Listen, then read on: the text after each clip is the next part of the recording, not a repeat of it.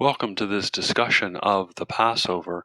We'll be discussing the history of the Passover in sacred scripture to enlighten our understanding of the Eucharist, essentially finding that the Eucharist is rooted in Jewish history, specifically as pertains to the Passover. So, in order to understand the Passover, you must know the Exodus story. Now, the Exodus story is called the Exodus for two reasons. It is the story of the Jews coming out of Egypt to exit, and it's also contained in the book of Exodus. There, the nation of Israel is enslaved in Egypt. Moses is chosen to kind of lead his people out of slavery from Egypt to inherit the promised land. God utilizes 10 plagues in order to force Pharaoh to free the nation of Israel. And the Passover meal is a commandment that takes place during the 10th plague. The 10th plague is the angel of death will go throughout the entire nation, killing every firstborn child unless they follow the commandments of the Passover meal, which are first that you choose a perfect, unblemished lamb, a male lamb that is 1 year old. You must sacrifice that lamb.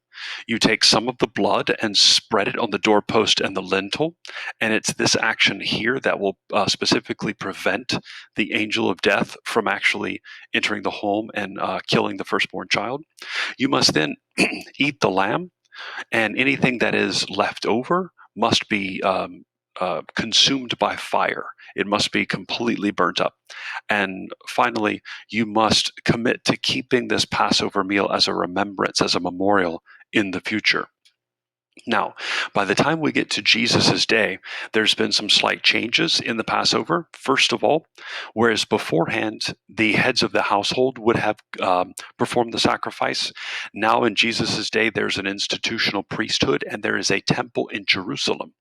And sacrifices are only to be performed by temple priests in the temple. So you had to go to Jerusalem in order to have that sacrifice done.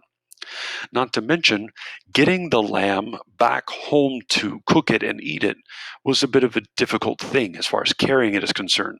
And so the lambs were actually stuck on stakes and kind of flayed open so that it looked like you had all of these lambs being carried around by people in a cruciform fashion. So it looked like the lambs were actually crucified.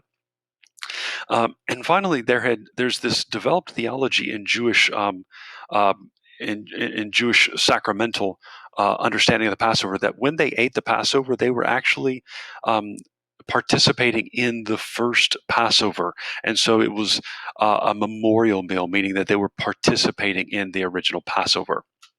Now, in addition to those differences, the meal itself took a kind of standardized shape of 4 sections, each section being punctuated or ending with a cup of wine, a communal shared cup of wine that was kind of passed around and blessed. And so when we get to Jesus's time, that's where the wine comes in because it's not in the original Passover.